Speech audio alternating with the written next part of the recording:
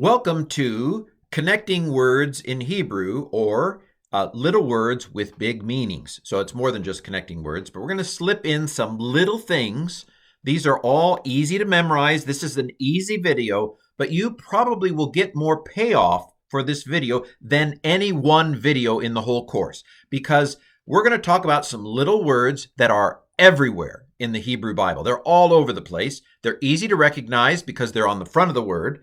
Or they stand by themselves. And so you're going to get a lot of pound for your buck in this particular video, connecting words and other little words in Hebrew. And so let's dive in. Let's start with, and the number one Hebrew word used in the entire Hebrew Bible is, drumroll, the word and. And the thing is everywhere. And tends to be on the front of a word. So depending on how you pronounce it, this is either wow, it's an and, or it's a vav. The older pronunciation is wow. That's probably how they said it in Bible times. Vav is how a modern Hebrew person would say it. But a wow or a vav on the front of a word, it's and. In fact, I'm going to go ahead and tell you, if there's a vav on the front of the word, it's the word and. Now, there is a teeny little exception. Maybe the truth is that 99% of the time it's an and. You know, there is, I think, I don't even know what it is. And I've been doing Hebrew for like almost 30 years. Yeah, over 30 years. So if I don't remember what the word is that actually begins with a vav, you don't need to know it for a very, very, very, very, very, very, very long time. Overwhelmingly, if there's a vav on the front of a word, it's and. Just go ahead and bank on that. Now, its default is to have a shavah or shawah, depending on how you're saying it, underneath it. However, it can be other letters, as we'll even see in this video. But if you think vav on the front of the word, it's and then shavah, you're going to go a long, long way. Now, here's another secret. Sometimes translating it and doesn't work. In fact, sometimes it can mean but. Especially at the beginning of a sentence, if it's on a I'm going to tell you because I started. Usually, the first word of a Hebrew sentence, especially in narrative, in stories like Genesis, the first word is usually a verb. And so, if the vav is on a noun in the first word position, often that is a but. This word for and, it does a lot of duty. It can be and, it can be but. Sometimes it's best to translate it as even because it'll be in the middle of a train of thought, and in English it just doesn't go there. And so you either ignore it or you translate it with a comma or translate it as even. Anyway, that's all getting down the road. Basically, here's what you need to know about vav. Here's what you need to know about and. It's a wow vav at the front of a word. It's your default translation is and. If it's at the beginning of a sentence and it's not on a verb, it could mean but. It might be contrasting something. And if it's in the middle of a sentence in a way that just does, man, that's bad English, then you can either ignore it or maybe translate it with even or something like that. But the overwhelming majority of the time, if you translate it with and, you're going to be just fine. This is from Genesis 1:1, by the way. Wa ha'aretz, and the land. In the beginning, God created the heavens, wa ha'aretz, or va ha'aretz, depending on how you pronounce it, and the earth. Of course, they didn't picture it as a globe back then. Moses probably pictured a flat earth, if you go with Moses as the author of Genesis. So, and the land, it would be the way that they would have probably thought of it rather than more than what we picture when we think of the earth. But anyway, there's and right there. So a vav on the front of the word, and this is worth your money. Because there's and is everywhere, all over the New Testament. Okay, so if it begins with an and, vav, it's an and. Now, in front of certain letters, in particular, bet, mem, and pei, when the vav or wow appears before a bump letter, bet, mem, and pei, then, it becomes what's called a shrek. Shrek, donkey, or sharuk, it's sometimes called. Either way, it can be called.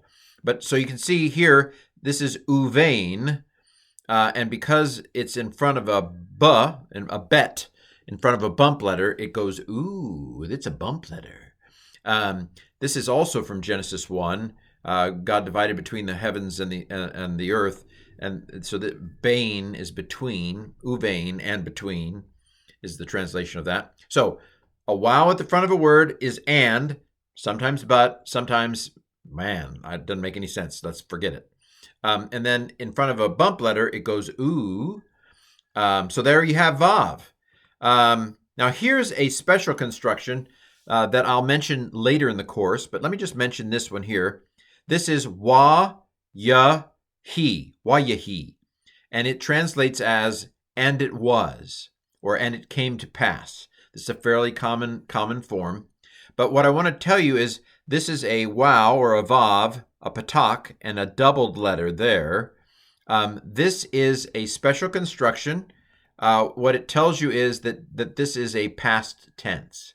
You don't need to know that today, but while I'm at it, I'll just mention it. But again, the wow is and here it has something other than a shawah under it. All right. Again, what are some of the translations? I've already told you by verbal. Now let's see it. It can mean and, it can mean but in some cases. In rarer cases, it can mean or namely, or because. Basically, a wow is a many-splendored thing. It can mean lots of different things. So, again, a wow at the front of a word, and. Man, open up your Hebrew Bible right now, or go to Blue Letter Bible or Interlinear Bible. Just do some random verse. Ruth 3. You're going to see some vavs on the fronts of words, and now you know it's and. All right, some other so that. There's another one. So it can be very flexible. It's a chameleon. Make it say what you need it to say to make sense in the context, and it's okay. Vav or wow, very common. By the way, this I should point this out to you because you may not have realized it, that this is called an inseparable prefix. The wow never appears on its own. It's never, like in English, we have and. It stands by itself. But the wow is always attached to something else. So it's always on the front of a word. Wayahi, it's on the front of the word. Uvein, it's on the front of a word. Waha'aretz, it's on the front of the word. So it is an inseparable prefix. This is something that Hebrew does that English just doesn't do. The and is always attached. Remember that. Say it, repeat after me. The and is always attached. Okay, now let's talk about the conjunction for. It stands on its own, but you're going to see it a lot of times in the Hebrew Bible, so it's worth learning. Ki means for or because. It can also mean that. Key, and that's the key to the for. It can also mean but, when, because. These things are flexible. Hebrew was very economical in its use of words, and so key. The main thing to remember is it means for or that, and then if that doesn't work, you're allowed to flex a little bit with it. The conjunction key. The conjunction if is im. This is the conjunction if. Not as common, but it can mean if or though or something like that in a condition. It can also be used in an oath. If I am not here by Thursday, it's an oath basically saying, may bad things happen to me if I'm not here by Thursday. So the conjunction if is im. And you can think if, im. It's close, right? The F is not an M, but it's kind of I. Both of them have an I at the front. For if is a way of saying but. There's not, again, a lot of times the wow will, on the front of a word will be used to do but for if is another way of doing but, believe it or not. And again, do not be surprised if the way that Hebrew does things is not like English at all. You just have to, it's like learning a new game, like Monopoly. Why do I have to go to jail? It's the rules of the game, and Hebrew is a game. And so Hebrew has some funny rules. Ours is not to question why. Ours is just to memorize or die. So ki'im can mean but. The word for or, which is less frequently, does not appear frequently, is o. Oh, it's or. Oh, an or. I found an or. Anyway, oh. Now, here are some. So those are some prepositions that can stand by themselves. Now I want to talk about. Now, if the vav on the front, meaning and, is a lot of bang for your buck, what I'm about to tell you now is also a lot of bang for your buck. Now, knowing vocabulary words like key and m and o, that's fine. But what I'm about to show you is very, very, very, very, very common, and so you can now start paying attention to the video again. So let's start with ba. Ba means in. Now, it doesn't necessarily always have that shava under it, but ba, and it's like the wow, it's inseparable. It's always attached to a word. So let me give you an example here. Do I have an example?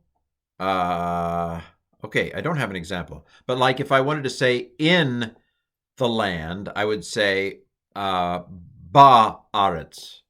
Ba'aretz. So in the land. So this is an inseparable prefix. It's always attached, ba, and it means in, but it can also mean with and by. It has a little bit of flexibility. Don't get too rigid with it because they weren't. But it is always attached on the front of a word when it appears, because of, against, wow. Like I said, the shava, it doesn't necessarily have to be a shava. It could be a patak. It may or may not have a dagesh in it as well. The key is the bet on the front. If there's a bet on the front of the word, it could be the first letter of the word, of course. But if there are too many letters, it's probably in. If there's already 3 letters there and the bet is on front of the 3 letters, it's probably in. And it can be in other circumstances as well. But a bet on the front, you should bet on it maybe being in. Now, the lamed on the front, la, again, may or may not be a shawah, is another one. If I wanted to say to the land, I could say la'aretz, and that would be to the land. So the psalms, the prefixes to the psalms are mizmor la David. Is it to David or in honor of David or for David maybe? But anyway, la David means to generally. It can also mean with reference to, against, and so forth. But a second inseparable prefix, and again, it doesn't have to be a shawah, it could be a patak, or it could be a kamatz as well. The third separable prefix is ka. And ka, again, does not necessarily have to be a shawah, but it means like or as we spin around. So we've got 3. So the most important prefix in this video is the wa, the and. But the next 3 most important little words are ba, la, and ka, which are inseparable prefixes that are attached straight on the word. Again, the shwa might be a patak, could also be a kamatz, but could be something else. But in general, shwa is your starting point, and then if there's a the on it, it might be a patak. But anyway, more on that in a second. Let's talk about the. So the is hey, patak, doubled next letter. This is also a very, very common and important construction in Hebrew. Hey, patak, doubling. That's the. Now, other things can happen. So, for example, sometimes there's a letter next to the hey that doesn't do doubling. It's not in my contract. For example, an aleph, not in my contract. An ayin, not in my contract. And so these are called gutturals. Resh, not in my contract. There's a fourth one, chet. Chet and hey don't do doubling either. You might think of them as having a lot of empty space in the middle. So if you try to double this, the dagesh won't stick. It falls into oblivion. But anyway, there are some letters that when following a hey, they just don't do doubling. Chiefly gutturals like ayin, aleph, resh, and hey, and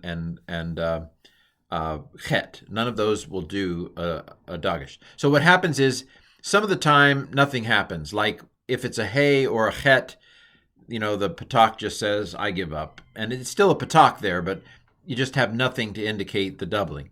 With the ayin and the aleph, sometimes it'll say, well, I'm at least going to lengthen to a kamatz. Like if you remember haaretz from a second ago, the hey tried to double the aleph, and the aleph said, I don't do doubling. And he tried to shoot a dagesh into that, and it lengthened the patak to a kamatz. Not really. But anyway, that's called compensatory lengthening. Sometimes when the next letter is a guttural, the patak will lengthen to a kamatz to make up for the fact that you won't let me double anything around here. But in the case of a hey, it just says, I'm not going to do anything. And it's just, you have a patak here and no doubling at all. So, hey patak doubling is the, hey patak doubling. But sometimes the doubling doesn't happen because the next letter is something like a guttural. So you have to sit unless you have it all memorized, you have to sit kind of loose to the vowels because they do some funny things. Let me also say that if you put another preposition on here, so like if you put the bet on the front, the hey goes away, and all you're left with is bet patak doubling, and it's kind of hard to see. It's like, wait a minute, is there a the in there? It's like it got smashed. The hey got popped out, and well, I see a patak and doubling here, but is that the? Is that the? And so that can happen too when you have those three great inseparable prepositions, ba, also la. If la is on a word with the article, the hey gets popped out, and this becomes lamed patak doubling. Of course, and then if there's a gutturals, the next letter, then all you have is a patak or maybe a kamatz. It's a detective work to try to find these things. Of course, if you're using the tools, it'll tell you whether there's a the there. And we'll talk about how to see that sort of stuff in a bit. And also with the inseparable preposition ka. It could be ka patak doubling because the hey pops out and all we're left is the patak and doubling. And if this is a guttural, then either you just have a patak or you just have a kamatz. So beware, because even though you can get used to noticing the hey patak doubling, sometimes the hey goes away. And sometimes because of the next letter, you only get a patak and you only get a kamatz. That's just the way it is. Hebrew is really crazy. Okay, our next contestant is the word from, which is min. Now, there are two ways that the preposition min can come at you. Sometimes it has a dash after it, so it's min dash. The dash is called a makaf if you're interested. And so that's fairly easy to recognize it because you've got min with a dash. However, sometimes the min will get sucked into the word and it'll become an inseparable prefix. So you might get a mem hirik plus doubling of the next letter. And we say that nun assimilates when no vowel separates, gets sucked into the next letter. And so you have mem hirik and a doubled next letter. Now, of course, if the next letter is a guttural, then you might get compensatory lengthening with a seri, or you might just get virtual doubling with a hirik. Anyway, things that you don't necessarily need to know because, of course, the cheats are going to tell you. But min is a very important. So I would rank the stuff that I've said so far in this order. Know the wow at the front of the word means and. Know the three separate inseparable prepositions, ba, la, and ka. And then this I would rank as the next thing to know, min, because you're going to see min fairly common. And then, of course, the last, know these kind of little vocabulary words like ki and im and o that I've been telling you about. So min means from. That's the place to start in your translation. Of course, again, the tools are going to tell you these things. L is so now let's go back to some of these small words, little prepositions and stuff that you should probably memorize because they appear enough. This is not the word for God, by the way, which is ale with a sere. This is L, the preposition to. It's a segol. So this means to or against, and it's just another word to memorize, but it's an important little word. Al is a little word as well. It means upon, or on, or because of, or against. Again, just a vocabulary word, just another word to memorize. Lifnei means before. It's, again, not uncommon preposition to know. It actually literally means to the face of, or to the faces of, I suppose. We have two faces, right? I've got this face and this face. So the word for face, I think, is a dual. There is a dual number in Hebrew because you got two faces, as it were. So this is to the faces of. But anyway, we don't translate it that way. We're going to translate it before. And it functions like a preposition. So the last word, and so again, if I were to rank in importance the content of this video, you've got the wow that means and other things. You've got the three inseparable prepositions, b, l, and k, very important. Then you've got min, which means from, and sometimes the nun assimilates when no vowel separates, gets sucked into the next letter, which doubles. Then you've got all these vocabulary words, but let me put in after min and before all the vocabulary words, this as a very important word in Hebrew, and that is asher. Asher is what we call a relative pronoun. It translates as who or which or that. And you may not remember what a relative pronoun or relative clause is from your English grammar, but it's basically like I am the God who sees you. Asher. I am who I am in Exodus. Ehyeh asher ehyeh. This is a very important word, a connecting word in Hebrew, and I wanted to slip it in here under the wire. Well, there we have it. In 21 minutes, you have covered a massive amount of the Hebrew Bible, because if you know the content of this video, you know an awful lot of the Hebrew Bible, believe it or not, and we did it in 21 minutes. This has been a video on little words with big meanings or connecting words in Hebrew.